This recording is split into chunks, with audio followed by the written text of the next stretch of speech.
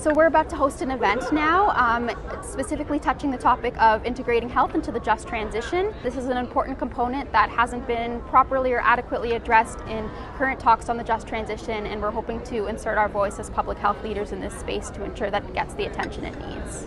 There's been some good developments and a lot of really interesting conversations on climate justice and moving forward and how we can fund our colleagues in other countries. We had an incredibly diverse panel. We had an Indigenous speaker talking about just transition and Indigenous rights from his perspective.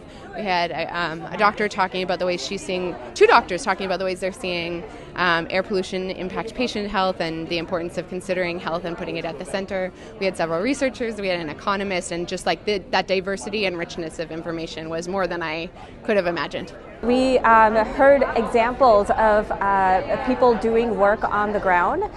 We heard about the fossil fuel treaty and folks who have implemented a planetary health-centered just transition in local communities. And we also heard about why it's important to consider who the just transition is for and that we protect Indigenous rights.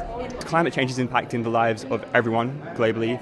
Most vulnerable who have contributed the least to any of these impacts are really suffering the consequence of that.